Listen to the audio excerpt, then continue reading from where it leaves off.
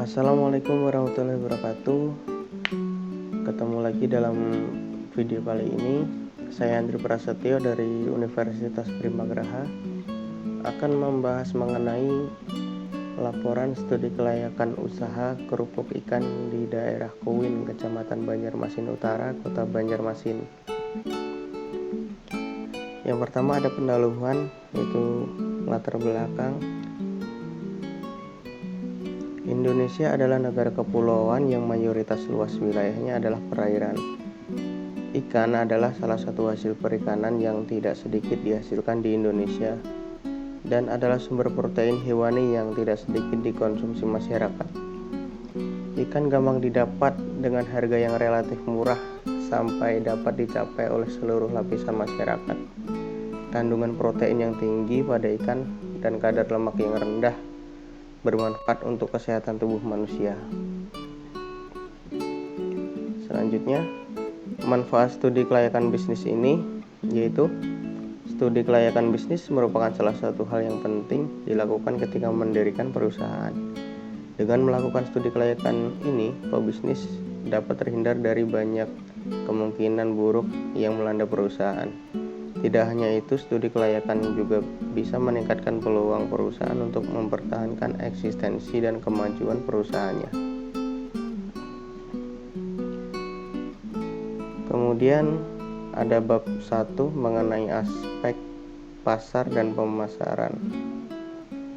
Aspek pasar mencakup hal permintaan dan penawaran kerupuk ikan, sementara aspek pemasaran mencakup masalah harga, rantai pemasaran, kesempatan pasar, dan hambatan-hambatan yang dihadapi dalam pemasaran kerupuk ikan. Ada aspek pasar meliputi penawaran, permintaan, dan juga estimasi. Aspek pemasaran meliputi harga, strategi pemasaran, dan kendala pemasaran. Penawaran. Usaha kerupuk ikan tidak sedikit diusahakan di daerah-daerah yang tidak sedikit menghasilkan ikan, khususnya daerah-daerah pantai, sungai-sungai besar, laksana di Kalimantan. Meskipun sejumlah daerah sudah memproduksi kerupuk ikan, data tentang jumlah buatan kerupuk ikan, baik di tingkat nasional maupun wilayah, belum dapat diperoleh. Mengenai permintaan kerupuk ikan berasal dari usaha penggorengan, agen atau toko, dan juga pedagang. Secara kuantitatif belum dapat data yang mencerminkan jumlah konsumsi kerupuk ikan. Meskipun demikian, dapat diduga bahwa jumlah konsumsi kerupuk relatif tinggi, sebab makanan olahan ini tidak sedikit digemari oleh masyarakat luas. Untuk estimasi, persaingan guna usaha ini lumayan tinggi, sebab jumlah usaha penciptaan kerupuk relatif tidak sedikit dan jenis kerupuk yang paling bervariasi. Untuk aspek pemasarannya mencakup harga, strategi pemasaran, kendala pemasaran. Untuk harga sendiri, harga kerupuk ikan mengekor hukum penawaran dan permintaan. Jika penawaran menurun, maka harga kerupuk naik. Banyaknya jumlah usaha dengan sekian banyak jenis kerupuk yang didapatkan menyebabkan jumlah penawaran yang lumayan besar. Untuk strategi pemasarannya ada 3 teknik. Yang pertama, usaha penggorengan. Usaha penggorengan yang timbul sebagai usaha pengolahan lanjutan dari kerupuk ikan. Yang kedua itu ada agen toko. Agen toko bermanfaat sebagai pengepul yang akan memasarkan produk kerupuk siap goreng dan penjual ketengan atau langsung untuk konsumen akhir. Yang ketiga ada pengecer, pedagang yang memasarkan langsung untuk konsumen. Selanjutnya ada aspek teknis produksi, yaitu fasilitas produksi meliputi bangunan atau tempat dan juga lahan penjemuran. Nah, di sini bangunan atau tempat produksi, bangunan harus dibangun di dekat perairan atau di dekat sungai-sungai besar agar bisa memperoleh bahan bakunya lebih mudah.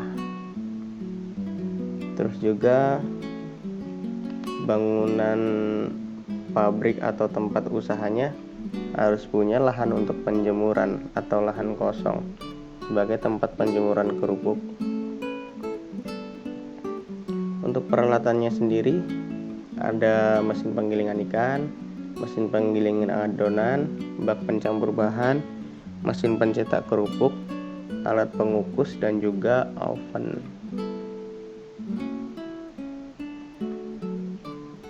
Bahan bakunya ikan tenggiri atau ikan-ikan laut yang lain, bisa tepung tapioka, tepung terigu, tepung sagu, telur, dan juga bumbunya garam, gula, penyedap rasa, pewarna makanan. Untuk tenaga kerja sendiri, tenaga kerja laki-laki biasanya ditempatkan pada proses penyiapan bahan, pencetakan, pengukusan, dan pemotongan sementara.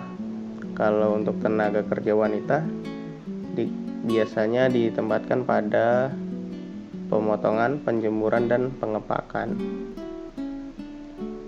Selanjutnya ada teknologinya. Teknologi itu bisa ada 3 tipe: tradisional, teknologi menengah, dan juga teknologi modern.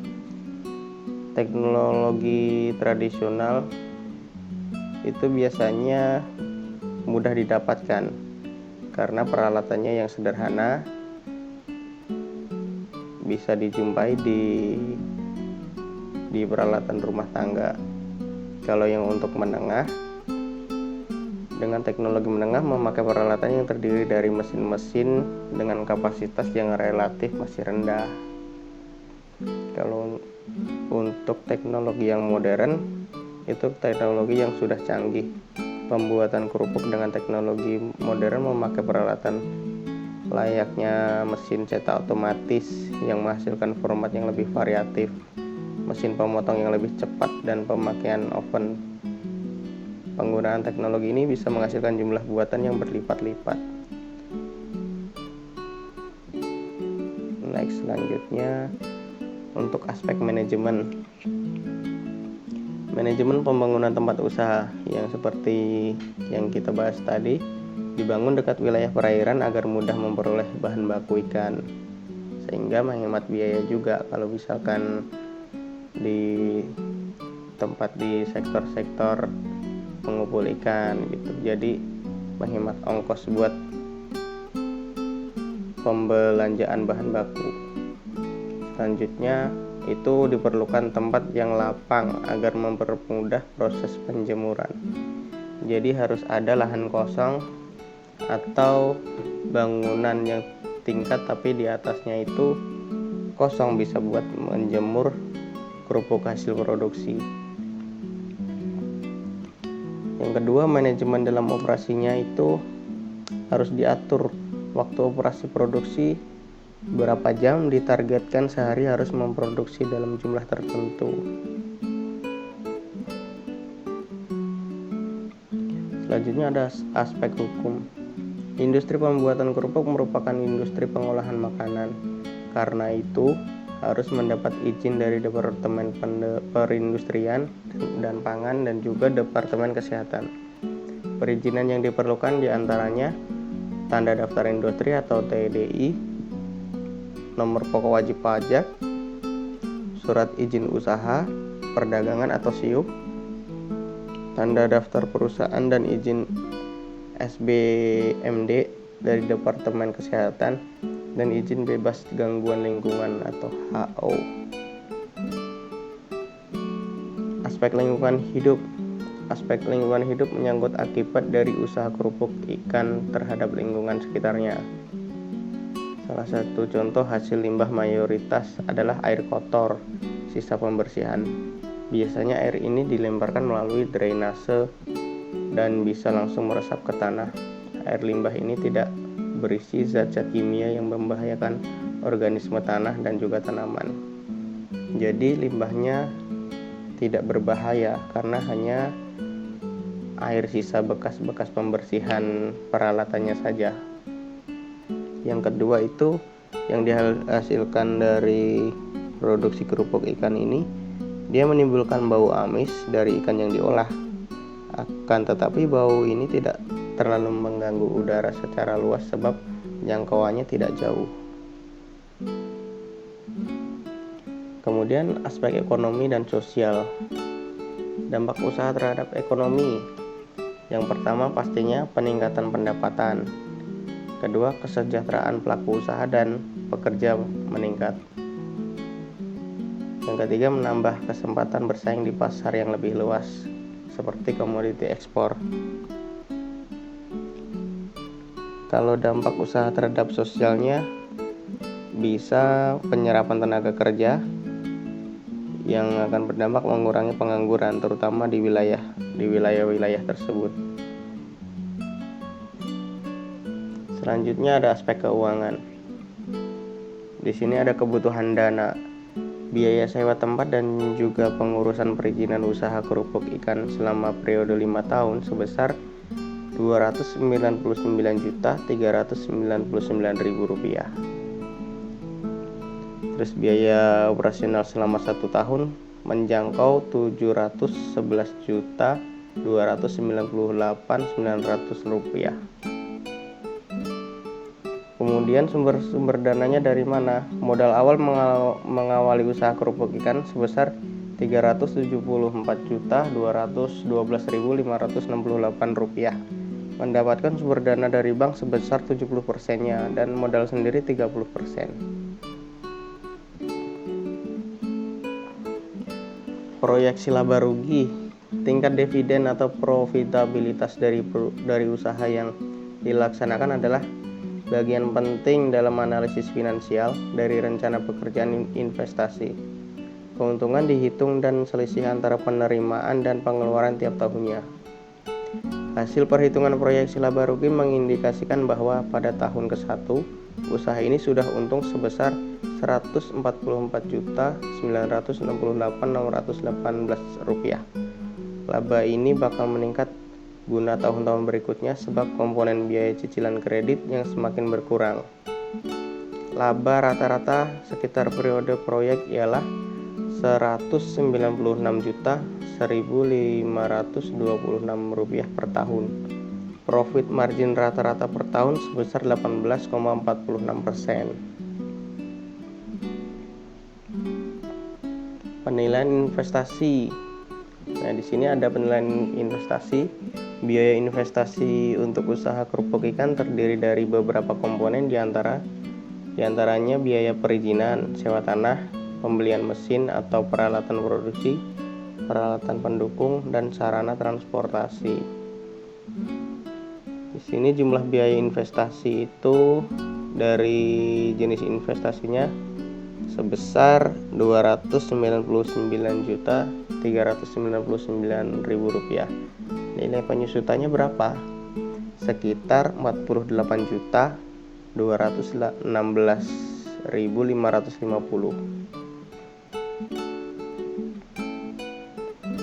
Komponen terbesar untuk biaya investasi ini adalah sewa tanah yang mencapai 50,11% dari total biaya investasi pada awal usaha.